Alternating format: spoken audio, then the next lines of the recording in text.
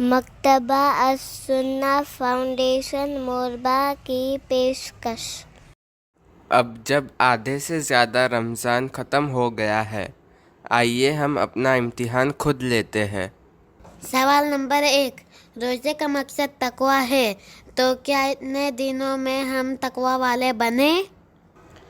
یعنی اگر رمضان سے پہلے ہم گناہ کے کام جیسے ٹی وی، فلم یا گانے سنتے تھے، تو کیا ہم نے ہمیشہ کے لیے یہ سب چھوڑ دیا ہے؟ سوال نمبر 2، رمضان میں کیا ہم زیادہ سے زیادہ نیکیاں کما رہے ہیں؟ اگر دونوں سوالات کے جواب ہاں میں ہے تو الحمدللہ۔ یاد رکھیں، رمضان کا مہینہ ضائع کرنے والا بڑا ہی ناکام ہے۔ یہ اتنا بدقسمت ہے کہ اس کے خلاف خود جبرائیل علیہ السلام نے بد دعا کی ہے اور نبی کریم صلی اللہ علیہ وسلم نے آمین کہی ہے۔ ابن حبان کی حدیث میں ہے کہ ایک روز رسول اللہ صلی اللہ علیہ وسلم نے ممبر لانے کا حکم دیا۔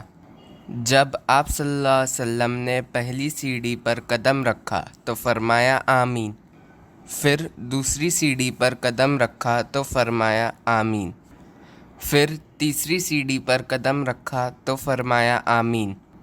خطبہ سے فارغ ہونے کے بعد جب آپ صلی اللہ علیہ وسلم نیچے تشریف لائے تو صحابہ رضی اللہ تعالی عنہ نے عرض کیا کہ آج آپ سے ایسی بات سنی جو آج سے پہلے نہیں سنی تھی۔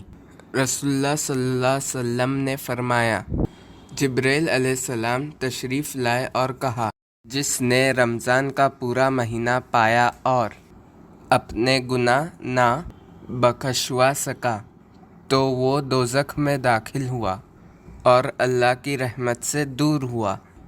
آپ اس پر آمین کہیے۔ میں نے کہا آمین۔ اللہ تعالیٰ ہم سب کو اس وعید سے محفوظ رکھے۔ آمین۔